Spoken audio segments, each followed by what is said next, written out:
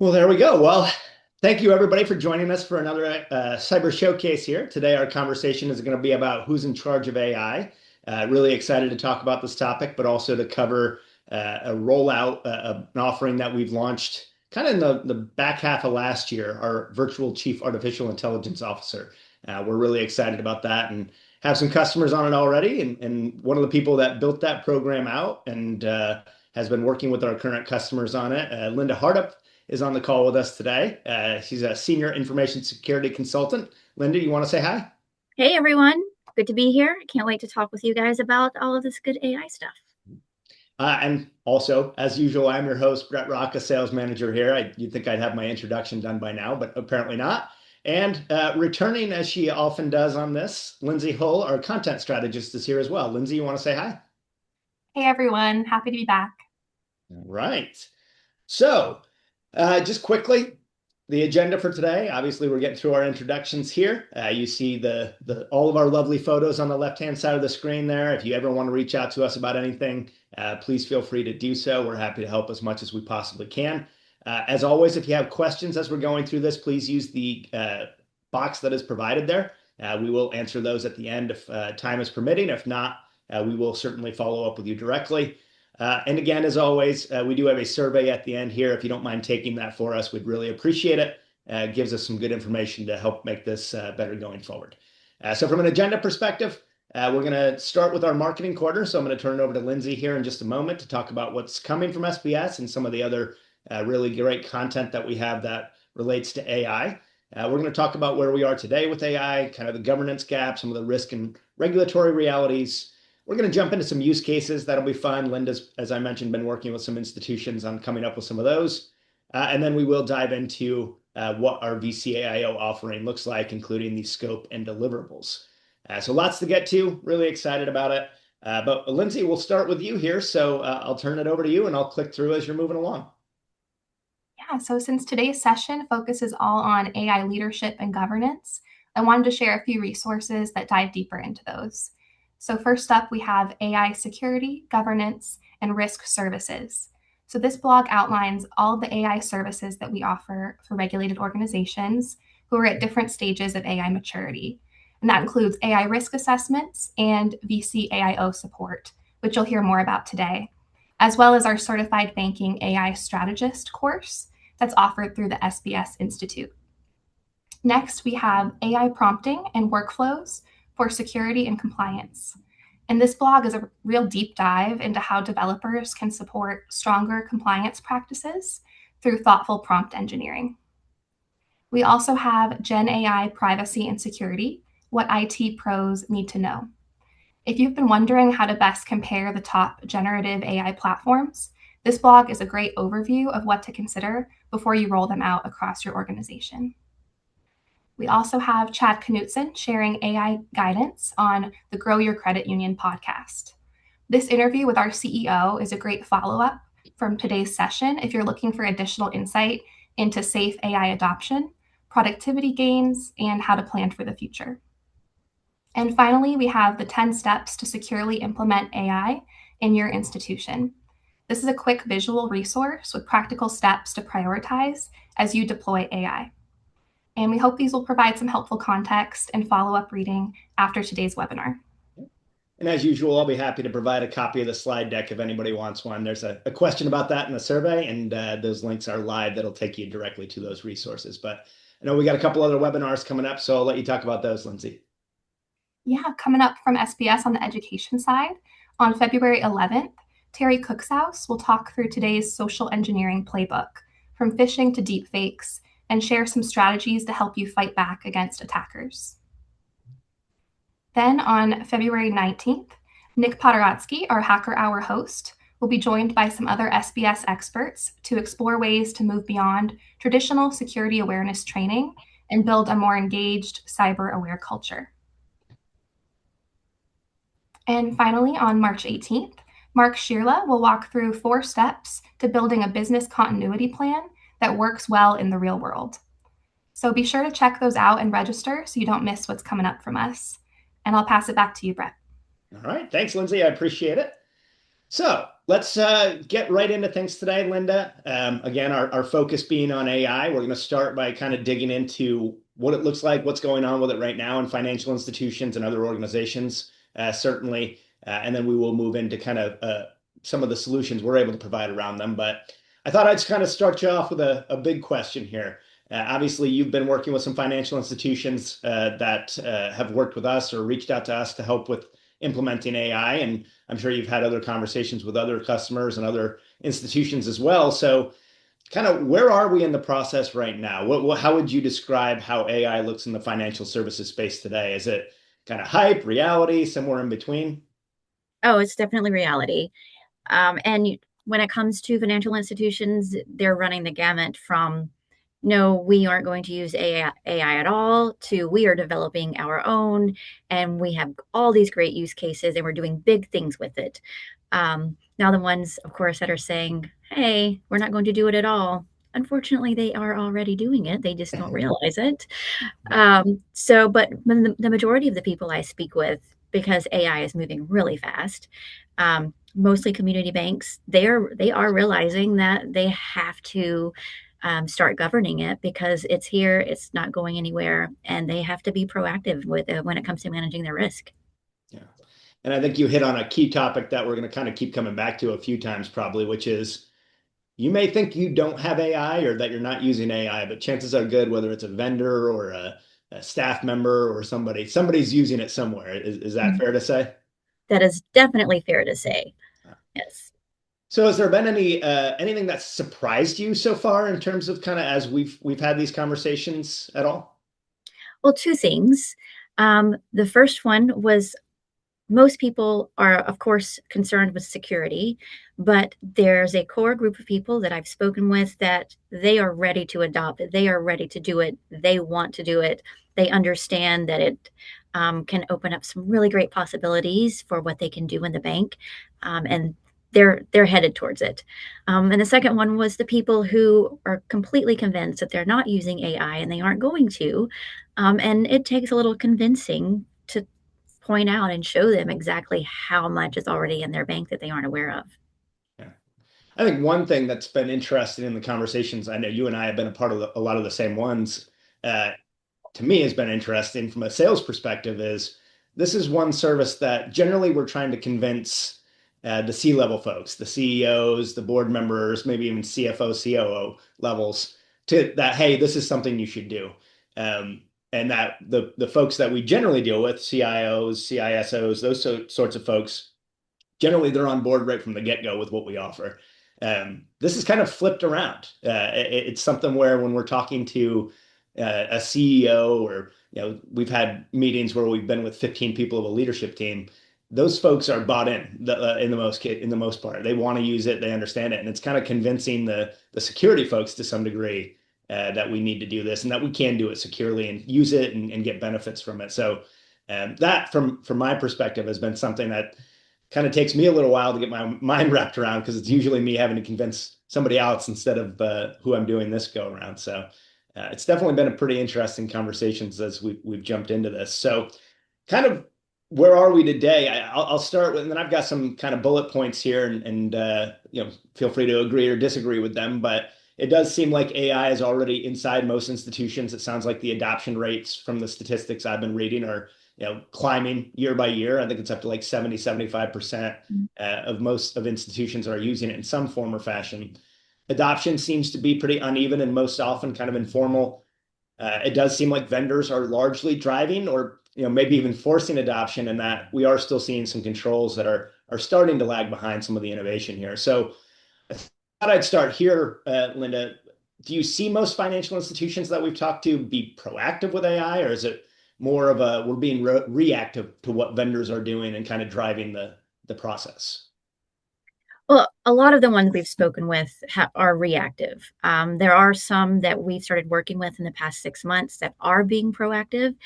But at this point, a lot of the other ones are just saying, oh, well, someone said we had to have this. So I guess we'll put this topic in the acceptable use policy.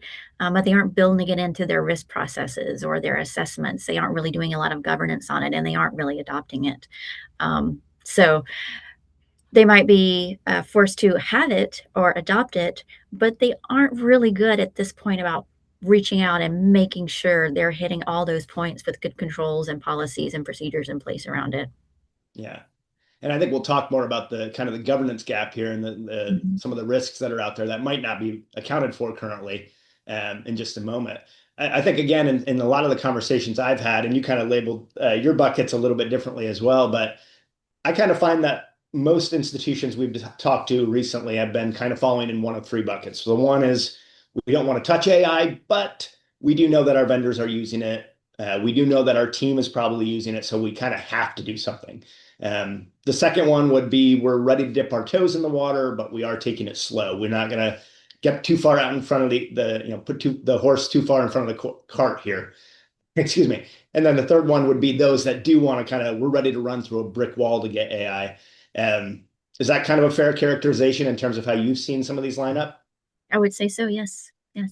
So, now, obviously, and we'll talk about the SBS approach to AI and kind of where we started with it and how long we've been working on adoption and things like that.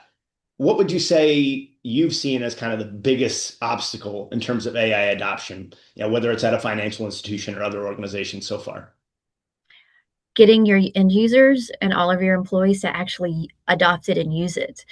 Once you bring it in and once you implement it, you're spending a lot of money to give this option to your people. But this is a completely new tool that most of them are not used to using or having available, and getting them to remember, oh, we can ask Copilot or we can ask ChatGPT or we can ask whichever platform they decide to use seems like a huge hurdle. And maybe the hurdle isn't that tall, but it's really wide. So it takes a lot longer than you would expect for people to change their mindset. Yeah. And I think we'll talk a little bit more about some of the adoption techniques that we'd kind of gone through that I guess I would say recommend to some folks who are kind of on the fence or maybe having a hard time getting users to buy in. But I do think that for me in particular, one thing that I still struggle with sometimes is under kind of remembering, okay, I could send this email to somebody. I start typing an email out to our operations team or our accounting team, and then I remember, oh, you know what? I can just ask Copilot, right? So, hey, I forgot how to request time off or something like that. I could reach out to our HR team, but it's training your brain to say, okay, I can just shoot an email, a message here into Copilot, or even talk to Copilot in some cases, and have it spit the answer back out to me. So I agree. I think that's kind of the biggest hurdle I've seen as well, which is okay, we've decided to implement this. We're going to use it. We understand there are benefits. We may be easing into it, so we're only going to use like Copilot or ChatGPT or something. But how do we get our users to remember that that's there and that is a tool that they can use? I think I absolutely agree with you on that point. Yes. So let's talk a little bit about the governance gap. And obviously, I've got again, some bullet points here. Policies we kind of see are lagging behind real world usage. Shadow AI, we'll talk more about that, but that's pretty common. It is unclear who owns the risk and where it resides in a lot of cases still. And then there's limited visibility in terms of how it's being used, where it's being used, when it's being used. I think these are all pretty common concerns that we've seen so far. It's interesting. I just did a presentation last week for a state banking association where it was on always listening devices and it was on facial recognition software. And one of the things that I kept coming back to in my research on those was the governance, the problems that those things bring up or the issues that they bring up seem new. And they probably are, but the governance behind it really felt like stuff that we've probably always been doing. We just need to make sure we're doing it more routinely and that we're accounting for these new service systems and things like that. So what would you say, Linda, kind of makes AI governance harder than traditional IT governance, if anything? Well, I think it's just the mindset that AI is something new and different, and it's this big thing that we have to get our hands around. No, it's just a new tool. You need to do the same things for whatever form of AI you're using as you do for everything else. You need to have a policy for it. You need to have, and there's several different policies that you do need regarding AI. You should have a risk assessment for it. Are you monitoring it like you're monitoring all of your other things? What are the logs saying? Do you have good security controls in place when it comes to user access so people can only access the information that they need and they can't send information out that they shouldn't be? Much like with your email, you have applications that keep you from sending PII out or socials and account numbers. Same thing for AI. So you're going to have the policies and the monitoring and risk assessment, risk management. You need to have reporting going to your committees and heading upstream for the people who are overseeing it. And you need to make sure that you're testing it as well. That's with quality assurance, and have that as part of your general controls audit to make sure you have good controls around it. So the same things you do for everything else, you have to do for this. It's not a big change. Yeah.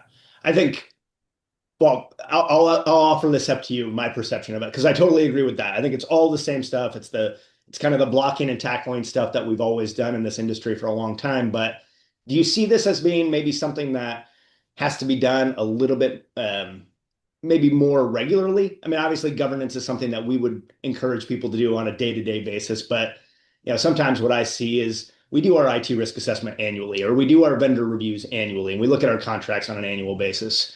Is there anything that you would say with AI that makes this particularly something that should be more of a continuous basis? I would say just a monitoring of it, to not only to make sure that people are using it and adopting it because you're spending a lot of money on it, as we already mentioned, but to make, what are they putting in there? What are they sending out? What are they doing with it? Are there any alerts on there that lets you know if people are trying to access things that they should not access, or if they are putting stuff in it that they should not be? So that would need to happen much more frequently than policy review and risk assessments, things like that. Yeah, and I'm kind of in my mind, I'm thinking about, especially when it comes to vendor management, maybe, obviously there's new use cases coming up for, with AI all the time. Mhm. And I could see being worried about, is my vendor doing something with my data that maybe when we initially signed with them or we initially deployed this, we have done a risk assessment and done a contract review and kind of held them to a particular standard. But, as those new use cases arise, maybe would you say that's something that maybe people should kind of keep a closer eye on? Yes, that is a very good point. We have become accustomed to only doing vendor reviews once a year, if not more infrequently. But that is something you could do your due diligence on maybe quarterly or every 6 months. You could just reach out to your sales contact or salesperson there, customer, whatever they call themselves, and ask them what are the new things. Do you have a new statement? A lot of the major vendors do have statements on their websites, so you can just look it up and see what they're doing and what they're using it for and which products they have put it in and what they're doing internally. Because one thing we have to think about is maybe they don't have AI built into a product that you're using, and maybe they're not using AI on your data, but they might be using AI on you as a customer, Hmm. as a data, because you have contracts with them, you have emails with them, they know a lot about you because you're their customer, they're using it internally when they're playing with their files. So what are they doing? You need to know that. Yeah. Are there any particular policies? Obviously, we'll talk more about the scope of our service a little bit later on. Any particular policies that you would say need to be either updated if AI is deployed or created because of AI deployment? Anything that stands out in that perspective? As far as updating your policies, I would say your vendor management procedures, Mhm. regarding what you are going to ask and how frequently, as you just mentioned, you're going to ask these questions of your vendors. Make sure you have an AI question set that you can run through a checklist on when you're performing those due diligence procedures. Um, you want to make sure that you have this in your acceptable use policy, letting your employees know what they can and cannot do. And you should also just have an enterprise wide AI policy, what you will be doing with AI, how you want to use it, what you plan on doing going forward, and how you're going to manage the risk. Yeah.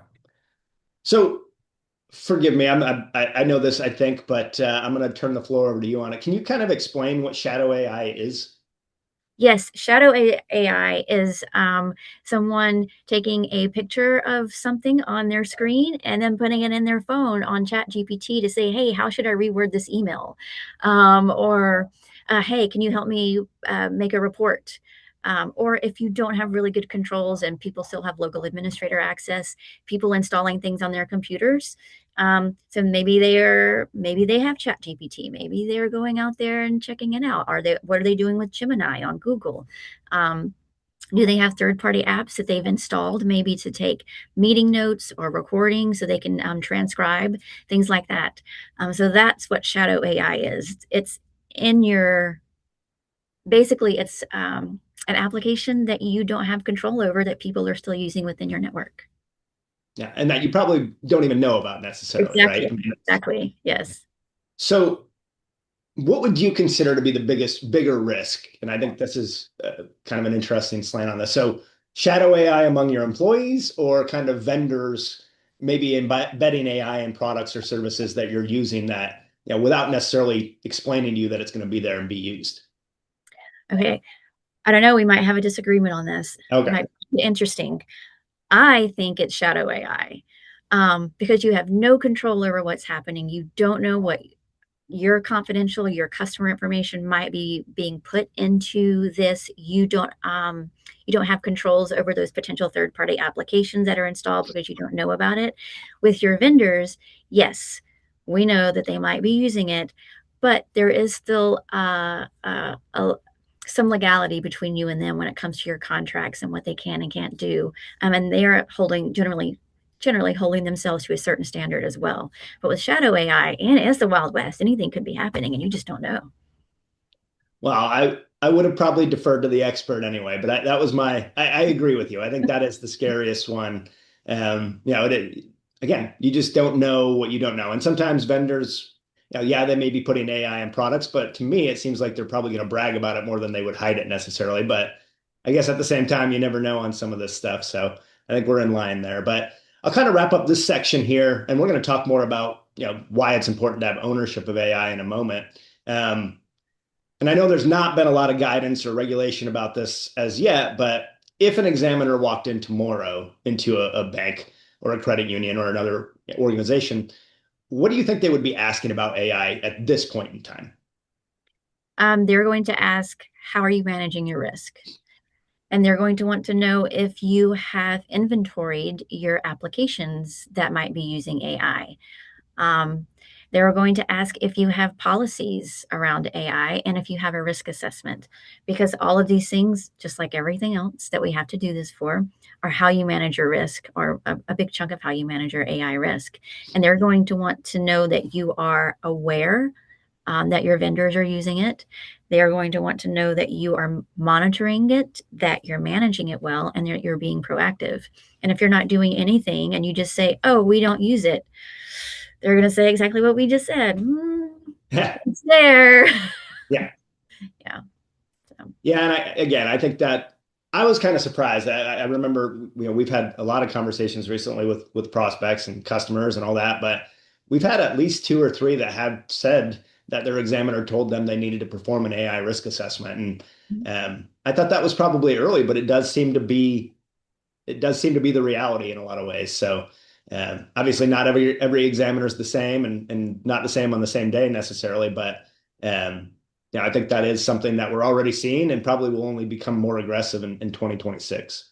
So I agree. I agree. good idea to start buttoning this stuff up a little bit. Yes. All right. So one of the big questions, and I think this goes with any technology really, but certainly in case of AI, is who owns it. So we'll talk about kind of the importance of ownership of AI, and some of the possible consequences of not having somebody that owns it more specifically. But in the institutions that we've been talking to, or other organizations, who are you seeing that actually owns AI? And is it kind of one person, a group of people? Kind of what does it look like currently? It's a little fluid. With the institutions that I have been working with, it's generally the CIO, the CTO, maybe the CISO, but someone in the technology field area, because most of what they're doing is just using generative AI. They're using the co-pilots or the chat GPTs. So they're just using it as a product, as a tool. And that's where it stays, which is fine. Maybe the IT committee is the one that's overseeing it, which when it comes to risk and managing and controls and things, that's definitely appropriate. Um, the chief risk officer, if you wrote it out on paper and said, oh, what looks really good in black and white, it'd be the chief risk officer. That should be who owns it. But that is going to fall in those larger institutions that are maybe doing some development themselves, using it for a lot of projects that are much larger than just the day-to-day stuff. And there's going to have to be part of, the huge risk management program and ERM that we see. But if you're just going to use it to bring efficiencies to your day-to-day, just the standard things that everyone is using, it's definitely in the realm of IT. Hmm. And I think what's interesting to me about maybe this is, I think I've got a slide that talks about it, not necessarily being like a normal IT type asset is it does seem like this can be crossover between departments and it's got a strategy element to it. It's got a growth element to it. It's got, a lot of different moving pieces that, I think are fascinating in terms of when this all shakes out, who the best owner of AI looks like. So, again, I think what we've seen, and Alinda, feel free to correct me if I'm wrong here, but it's kind of been often fragmented across positions: CIO, CISO, chief risk officer. Does seem like we're finding there's rarely kind of a single point of accountability, somebody who's saying, okay, I own this. Decision making can become pretty reactive as a result of that. And then, strategy sometimes, and in some of the less mature institutions that are using it, does seem like, rather than say, okay, we're going to have a defined strategy for AI, which is something we talk about a lot, it's kind of replaced by, okay, I guess we'll roll out Copilot to 10 people, and then it's 20 people, and so on and so forth. So I guess I would start by asking, are there any bullet points on there that you agree with, disagree with before we move into any other questions I might have? No, I think this is perfect. I agree with all of them. It's fluid, it's fragmented. We see several different people that might own it depending on how things are structured. Right now, a lot of it is falling in the IT realm or the information area of the bank. And we're seeing a lot of AI teams because it's a new thing. So you're going to have all of those people on the teams. You're going to have risk. You're going to have strategy. You'll have IT. You might have marketing. They're bringing people in from potentially lending or retail so that they can get that insight. So we're seeing a lot of teams, but not necessarily one single person. Yeah. And I can kind of just again point back to the sales experience of talking about the offering we have. I don't know that I've ever been in meetings where there are more people involved. I think I think you and I sat in on one where there were about 15 people in kind of the introductory meeting. Yes. I'll be lucky if I talk to 15 people in a week sometimes. So um, I do think that it is kind of, I think it's all over the place, but I also think there's a reason for that too. I mean, because it does have tentacles in so many other departments, and we'll talk about use cases in a little bit here, but it does, it's not like a switch or a router or it's something that's only going to, impact certain things. It's pretty wide ranging, obviously. So I guess one question, maybe a question I'd ask here is if I walked into a financial institution and I said, hey, who's in charge of AI?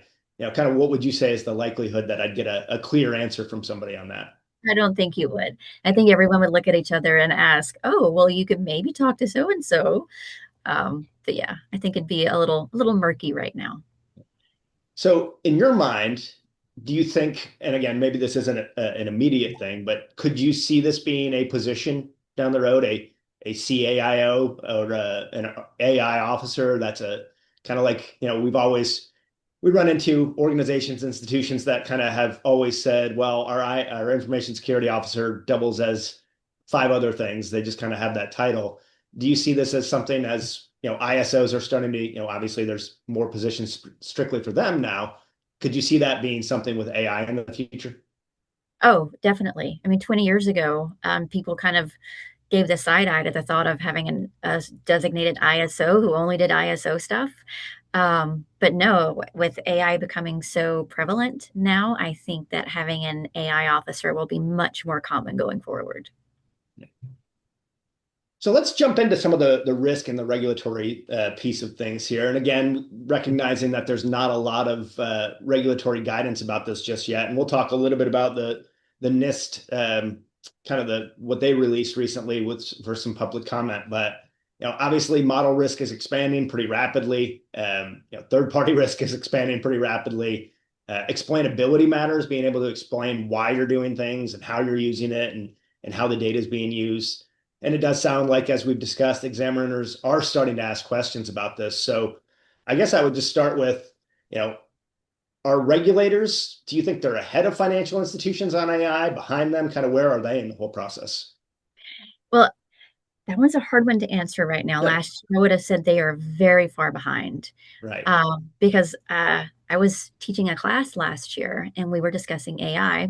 And I used to be an examiner and they had questions. What are examiners asking? So I just texted one of my friends who happened to be an FDIC examiner. And in the middle of class, he just said, I don't know. We just kind of ask them what they're doing and then kind of hope for the best. But now that is changing. I know they get new mandates at the beginning of every year. I heard that they are asking, much like what I mentioned earlier, they're asking how you're managing the risk, how you're inventorying your AI assets, how you're governing it and monitoring it, because it's a big thing now. So they just want to make sure you're managing your risk as well as you are all the other things in your institution. Right. Which kind of goes back to what we spoke of earlier. I mean, it probably was a little easier for examiners to start hitting on this because a lot of the governance solutions, I guess, or the ways to handle this are things we've always done. It's just, okay, now we've got to incorporate how we do it with AI. Yes. Yeah. So, I also touched on this earlier a little bit, that a lot of the job I'm having to do from a sales perspective when it comes to our offering is convincing ISOs, CISOs. Those are the folks that I'm actually having to convince, as opposed to kind of the upper level management, the folks that are maybe going to write the check at the end of the day for this. When you talk to ISOs or CISOs, what do you think what have they said is kind of the biggest concern they have about AI? They want to know that their data is staying inside their institution. They want to know that it is secure. It's not being sent out to train any of the models. It's not going to be available for anyone else to potentially view.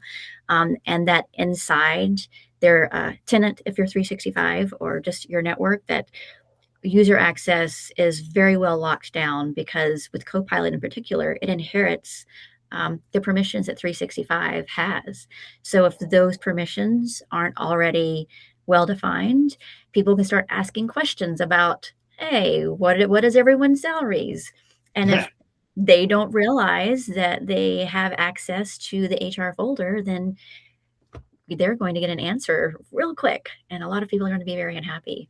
So that's what the ISOs are worried about right now. Yeah.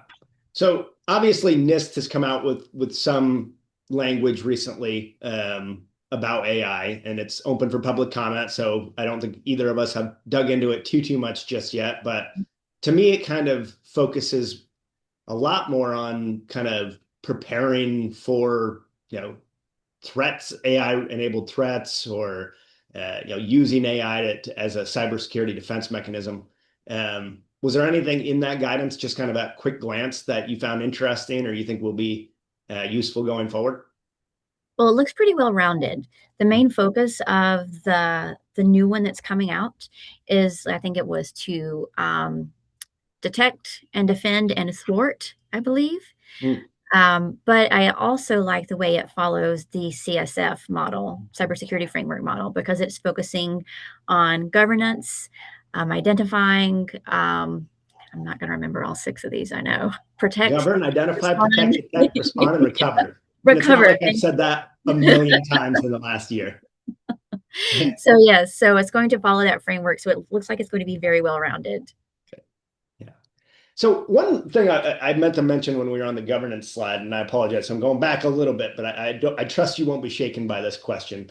Obviously, one of the big pieces that is part of governance as a whole now, with this, before AI even came out, is the training aspect. And I think that's something that we've really identified as maybe something we weren't expecting to be such a big component of this, but really has turned out to be. So kind of from a training perspective, how big of a deal is that when it comes to not just like adoption of AI or risk with AI, but also the adoption piece of it? Can you touch on that at all? Yes, it is way bigger than we were expecting. And we, at first, we were expecting a minimal ask when it came to training, and we thought it would focus mostly on security, which it does. But people really want to know how to prompt, and they want to teach their people how to prompt, and they want really good training and guidance around that, and maybe some step-by-step procedures. Oh, if you're going to have a big prompt, start here, then add this and this and this, and maybe have a fill in the blank style template. But that is way bigger than what I was initially expecting. So not only I would imagine just on the prompting side, which I think has been the biggest element of it, like how do I actually use this to get good information back to me if I'm using Copilot or ChatGPT, but even kind of the training along the lines of, which models can I put information into, which models should I not? What can I put in here and ask, and what can I not? Those are things that are coming up as well. Correct. Yes, they definitely are. Yeah. So just like training is a big part of anything we do, social engineering, security awareness training, all those things. So again, it kind of goes back to maybe even the main thrust of this whole discussion, which is it's not so much you need to change everything you've ever done about governance and risk management. It's just you need to use it and apply it to AI, and maybe just be a little bit more diligent about doing it on less on a fixed time basis, but also a more routine version of it. So I found that to be interesting, and I apologize. I meant to bring it up a minute ago, but I thought training was a big piece of this. So, all right. So, obviously we think that leadership on AI needs to evolve. We're rolling out an engagement to help with that. Kind of in your mind, Linda, what does good leadership around AI look like? What should it look like, and what are you kind of teaching the institutions you're talking to? Well, being proactive, and understanding what the needs of their people and their institution are. Because maybe you have really big goals and really big ideas, and that's definitely going to change where you need to focus your time and your money. But or maybe you just know that it's there and everyone needs to understand how to use it, and you want to make everyone's job a little bit easier. So understanding the needs, understanding what your strategies and goals are very important when it comes to leadership. Yeah. I think the strategy piece of it is such a critical component, maybe more than, again, the AI to me isn't like really any other, asset that we talk about from an IT perspective. I think having leadership on this and a strategy built into it, that we're not just kind of doing I guess we'll use Copilot kind of thing. I think that's a critical component. So again, we've talked about this a couple of times, but AI is just not just another type of IT asset. It does cross risk, compliance, ops, strategy. It's just got tentacles everywhere. It does seem like some of those traditional roles where we're saying, okay, well, I guess the chief risk officer is going to handle it, or the ISO is going to handle it because it's technology. That could be less effective as a result. And then obviously we talked about this a little bit ago, Linda, as well, but as usage evolves and adoption continues, we do kind of hope that financial institutions start to view this as something that we do need a dedicated person to own this and lead on it. So do you see any dangers in treating AI like just another tool that's out there, that we've implemented in the past? I don't. I don't. I think it's new, it's different. To some people, it can seem a little scary, for lack of a better word. But anytime we get a new technology, it's the same thing. It becomes a new buzzword and we have to worry about it. But as time rolls on, we see we have to manage it the same way we do everything else. So, and this is probably a pretty nebulous question, so I apologize, but what separates in your mind an institution that will get AI quote unquote right, and those that will not? Is there anything that stands out that you would say, okay, they did it the right way? Having a sound plan, Mhm. saying, okay, we know that this is what we want to do. We are going to define some of our short-term goals and long-term goals, and we will develop a plan to help meet that. So it's structured, you get the right people involved, you have support from senior management, and then they just start rolling with it and pushing it out. Instead of just doing a little bit here and a little bit there and not really having a good structure around it.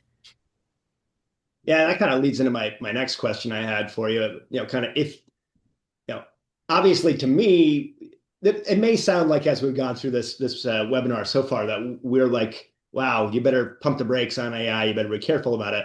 Obviously, there's risks we want you to consider, and governance is critically important in everything we do and all that. But I think if you polled everybody at our company, and I think Linda and I included, we're very excited about AI and what it can do and how it's already helping me on a day-to-day basis. And we are big fans of AI. I'm going to talk a little bit more in a moment about kind of our journey with it. Um, but as a financial institution, Linda, what would you think? What would you worry about if you were a bank executive about not starting the process of implementing AI and kind of laying back and saying, well, we're going to see where it goes. We don't want to get into it and that kind of thing. You're going to get left behind. Yeah. All of the other banks are doing it. all the other banks are doing it. We want to do it too. Yeah. But no, if they're going to get a bigger potentially market share, they're going to be able to pull in more customers because they'll have a lot more options to offer. You can't be stagnant. You have to move forward, whether we want to or not. The change has happened. It's here. We have to learn how to adopt it and use it, and not just close your eyes and pretend it's not there. Yeah, I mean, in that way, it also reminds me of like any other technology we've ever, had in this industry, which is, you can say you're not going to do online banking, but at some point you're going to do online banking, and all you've Mhm. really done is set yourself back however long you waited to do it. That's not to say you should rush into it and not consider the risks and not take it seriously. Absolutely, we want you to do that, but um, you're talking about obviously offering services and solutions and things like that, but I even think about it from an efficiency perspective, right? A lot of what we talk about with our offering is where's the low hanging fruit? Where can we, if we can give you an hour back in your day, what does that look like at the end of the week? What does that look like at the end of the month? What does that look like for the team overall? So again, I think it's, you know, you can try to avoid it, but at some point you're probably going to wind up using this, and it's it's always better to get out in front of this stuff or at least prepare for it. And hopefully that's what a lot of the folks on the webinar are doing already here. So let's before we get into kind of what our One thing I yeah wanted to bring up, I'm sorry. And when you mentioned what might happen if a bank doesn't do it, I was speaking with a bank recently, and they are making sure they're pushing forward with AI because they had some very specific positions they wanted to fill, and several of their really highly qualified candidates wanted to know what AI platform they were using because they did not want to come to a place that did not have the tools they were used to using. Um, so they were like, oh, if we want to bring the right people in, we have to give them these new tools. yeah. Well, I think another good example of that is we've had conversations before where, we've had people say, I don't want to work with vendors that use AI. And it's like, okay, I understand the sentiment behind that. But if your vendor is also sticking their head in the sand and saying, we're never going to use AI, I'm not sure that's a partner I want to get in bed with long term either. So, yeah, I think there's a lot of failure points along the way if you are trying to avoid this at all costs. Again, it can be scary. We get that. There's certainly risks, as I mentioned, that you got to consider, but I think the benefits outweigh them. And again, we're excited about it here. So before we get into kind of what our program looks like, Linda, you've obviously been at the tip of the spear here for us in the financial institutions that we're working with. What are you seeing as good use cases for AI? Is there anything that's pretty common? I assume some of the efficiency stuff, certainly, but anything that's common, anything that stands out as particularly interesting, kind of where are institutions and organizations taking this so far? I think the very first thing that every bank I've spoken with brings up is credit analysis. Huh. Apparently, no one really likes to do this. Right? So being able to put that information in and run reports almost instantly, and pull out information, maybe get summaries that they need to bring to someone or report upwards. That's a very big deal, and that's, like I said, that's the first thing that people talk about. And compliance, building a folder full of as many regulations as they can, depending on what type of compliance they are doing, so they can just ask questions of that of the database, basically, that they've built, instead of trying to search for it on the internet. HR, they're using it to help build training programs, review resumes, write job descriptions. In IT, they're using it to review cyber insurance policies and do firewall reviews. Um, I thought this was the most interesting one, and I hear a new one every day. And I don't know, you might have been on the call with me when they mentioned this one, Brett, but it was someone in collections. And they said, well, we have a very large employer in our area that just started laying off a lot of people. If we can look through our customers, see who's receiving deposits from this company, we know we can start reaching out to them if they have loans with them to offer them options so that they don't default. Like, wow. There you are, you're back. Oh, did I? Just for a minute here. Oh, okay. I'm sorry. What? Well, what did I use? The collections department. Yeah, sorry. Okay. Yes, they had a large employer in their area that had recently started laying off people. And they said, well, if we can use AI, we can look at our customer deposits, see who's receiving deposits from this company, and start reaching out to them to see if there's anything we can offer them so that they don't default on loans they might have with us. I'm like, that's the most inventive thing I've heard of this week. So I thought that was very clever. I think one of the really fascinating things that I've seen in these conversations we've been having is I don't know that I've ever seen HR people get more excited about something in my life. That generally, again, not to disparage any HR people on the call, but generally they don't seem to get too excited over things. And they have been, we were doing having a conversation with one group where the HR person by the end of the call had already built out an agent basically that helped them deal with the policies and procedures and things like that. So Yes. that was one that I wasn't immediately thinking about, but has been a big hit that I've seen. One thing, Linda, that I wonder if, this has always stuck with me from a conversation we had. And, I wonder what your take is on this. And again, this leads nicely into what we're going to talk about with our offering is somebody said, I love AI. I love the idea of it. But when I'm looking at it, I feel like I'm looking at the ocean. I feel like when I think about what it can do and how we want to use it, it feels like it's just an unlimited amount of potential, but I don't know necessarily where to start. So is that something you have run into when we first get started? And I imagine that's something that we'll talk about how we try to narrow that focus down a little bit here. Yes, everyone hits that wall, I think. Yeah. What we generally tell them is you need to find the low-hanging fruit. Find the one thing that you do today or tomorrow that is tedious and manual and you hate it, and take an extra half hour or however little or more time it might take and try to see if you can use AI to make that easier for you. And that's the best place to start, identifying the low-hanging fruit, those tedious tasks, trying to find those efficiencies. And as you start to play with it, you're going to learn more when it comes to prompting. So yeah, and again, we'll touch on kind of how we approach that as part of our vCAIO offering. I think you've done an excellent job laying that out. I want to ask one more question on use cases before we go forward here, and I think this is probably a pretty common question. Would you say AI is smart enough at this point to make decisions, or do you see it more as we're using this to gather and analyze data with AI, but that decision making, like in the case of credit and lending, those are decisions that still should be at least checked by a human, if not made by a human? Correct. Yes.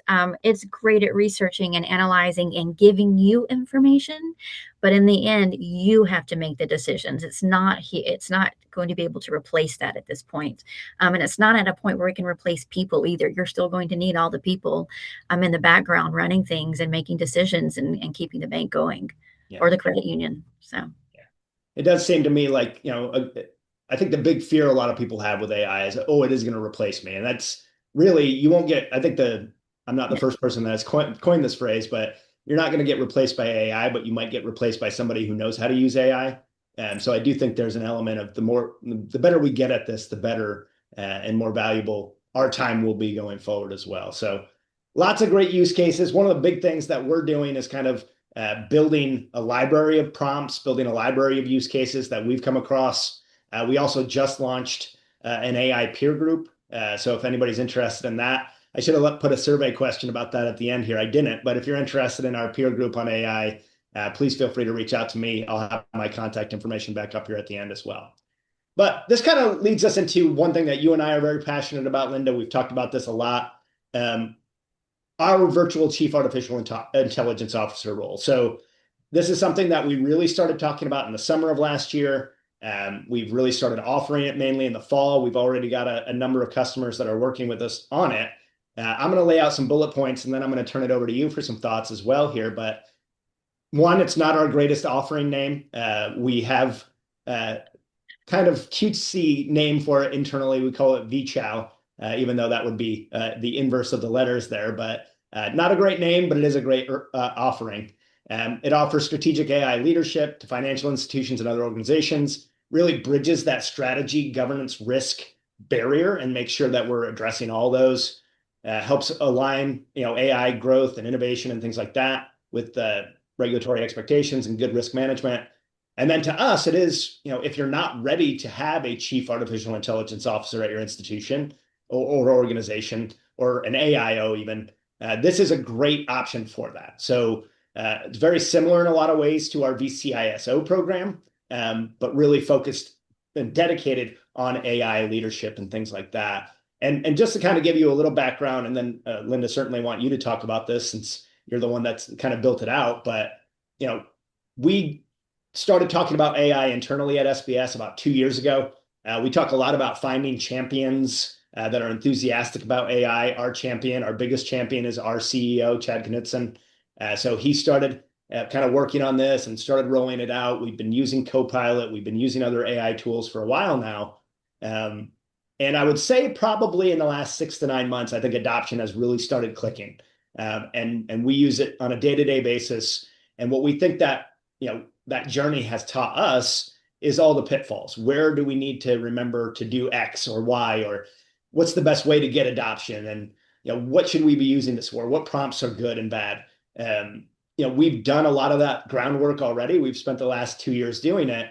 And when you combine that with our background as a cybersecurity company, we feel like we're very uniquely suited to come in and help institutions and organizations as they go, kind of as they start that journey. And I wouldn't say it's necessarily restricted to, okay, we've not even touched AI yet, so we want to find a place to get started. That's probably the most common scenario that we've been helping with. But even if you are already implementing AI or using AI, this is a great opportunity for you to get that additional leadership, that additional expertise that you can use going forward as well. But Linda, I'll turn it over to you, and you're going to talk about the scope in a minute as well. But I don't know if there's anything that you want to hit on that maybe I missed, or even talk a little bit more about some of the things I mentioned. No, I think that you covered a big chunk of it. I personally like to call it vCAIO, but there you go. yeah, I don't know. That's not a good one either. Yeah. No, you're right. Chad came up with this. He's done a really great job, I think, championing There you go.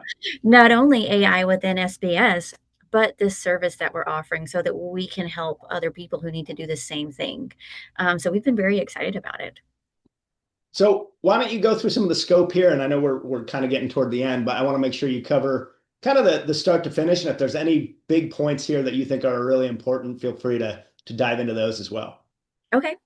Well, as I said earlier, you really need to have a plan. Sometimes you're not sure where to start with that plan, and that's where we come in.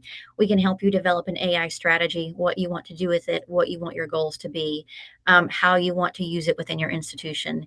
And then we start with creating an AI team, a team of people that can help build this, help roll it out, help make decisions, so that we can get these goals met and get your people using it.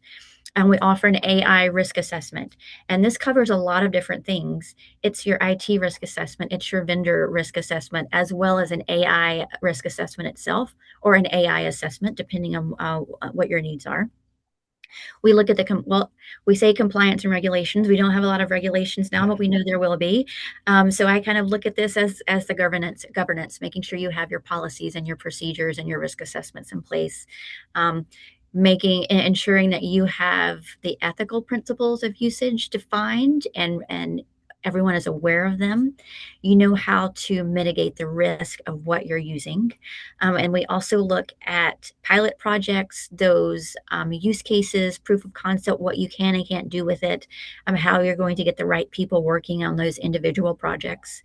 And long-term planning. Once this is over, And once we are working on this engagement with you, what are you going to do going forward? So we can help you develop those strategies for a long-term use of it, and then give you some deliverables at the end. So we don't just walk away and leave you hanging. We're like, okay, this is what we've done. This is where you want to go. And here's what you need to do to get yourself there. Yeah, and we'll talk more about that in just a moment. And first of all, you did that in like record time, so good for you. I'm actually going to go back and talk about a couple of things here and ask you some questions. So, first of all, I think what this demonstrates is what I talked about, right? This is not a fly-by-night thing. This is not something that we came up with on the spot. This is a journey basically that we took for 2 years and turned into this nine-step approach basically, kind of from start to finish. So it's I think like with a lot of our services, it's got a lot of structure to it, but they're also pretty flexible too. And I think Linda does a great job with that. I want to highlight a couple of things here and ask you a couple of questions. So one thing that I think is a really big part of this is that creation of an AI team. And I'm sure a lot of the folks on the webinar have already done that or are in the process of that. But to me, that's a big starting point. And it's not always, it's easy to default to department leaders, right? Okay, we're going to have the head of lending and the head of marketing and the head of this and that and this and that. What we've encouraged people is don't worry about roles, but worry about who is enthusiastic about AI, who's going to be a champion, who can we have on this AI team that's going to talk to the people in their department, come up with those potential use cases, bring it back to the team as a whole so we can discuss it, and then really spread and filter the word of AI from there. And I assume, Linda, that's a big part of what you're trying to accomplish there. Very much so. And you said it perfectly. They have to be excited about it. They have to want to use it. They have to want to experiment with it. And they have to be able to get other people excited about it. It should be infectious. Everyone should start using it if you are going to give them this tool, and they need to learn how to prompt, learn how to ask the right questions, learn what they can do with it, because creativity sparks more creativity. So if you have these people rolling it out and taking it to their department and coming out with these fun new, or not necessarily fun, but these new ideas, work can be fun, guys. Then that's going to get everyone else, it's going to get the adoption levels up, it's going to get the use cases flowing, and it's going to really make the project soar. Well, and I think you bring up fun and then you laughed about it, but I mean, really internally, a lot of the adoption we've done is gamifying it and having some fun, goofy competitions. I don't know if you want to talk about some of the different things we've done internally to increase adoption. Oh yeah, we did some great things. We had if you wanted to participate, you could develop songs that AI wrote for you, and we have a whole album out of the people who won. I think it was the top 10 songs. I don't remember. So we did that. So people had to use AI to develop music. We've done AI coloring pages. You had to get AI to develop a coloring page based on cybersecurity, and I think we have a coloring book now. We had competitions when we were all together in person, which is very rare. We had a competition where we all had to come up with the best PowerPoint presentation within 20 minutes, and then we had to vote on who did the best. I think we even voted on who did the worst. So just doing things like that made it fun, and it wasn't a chore. So you got used to playing with it and using it. And I think that was a really great idea. Yeah. And that's another thing, obviously, we can bring to the table as part of this, having that experience as well. The last thing I want to mention, and then I'm going to see if there are any questions. I think that next piece is really critical. I've found as well, the AI risk assessment. Linda, you can correct me if I'm wrong, but that's basically telling you what you have. And I think in a lot of cases, we've talked to institutions that just don't know what they have. What vendors are using AI? How are they using it?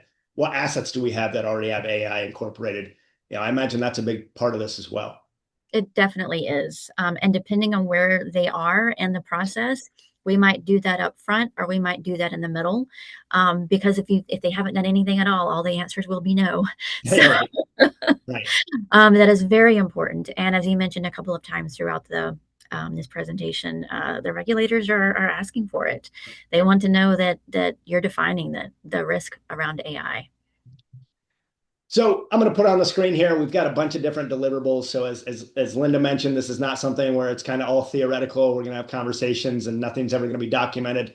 You'll obviously come away with a lot of great documentation and reporting and policies, procedures, things like that that you can use going forward, and then really start to think about the long-term planning as well. And again, happy to share this slide deck with anybody that's interested. Happy to have conversations about it with anybody that's interested as well. But we are kind of at the hour mark, and I probably could have talked about this and talked with Linda for quite a bit longer here, but I am going to wrap us up here. Linda, can't thank you enough for jumping on here. Lindsay, I know already jumped off, but always appreciate her being on here as well. I'm going to take a look and see if any questions came in, but I do want to mention here, you have our contact information on the screen here. We'd be happy to have any conversations that you might be interested in, answer any questions, all that good stuff. We're happy to help with as well. So Linda, again, thanks so much for being a part of this. And I appreciate everybody else that was here as well. Thank you. So let's see. Did we have any questions? Nope. We must have done a fantastic job. No questions came in. I'm going to stick around for a few more minutes here. Again, really appreciate everybody who jumped on today. Look forward to talking to you on the next Cyber Showcase. And I hope you have a great rest of the week. Thanks, Brett. Thank you.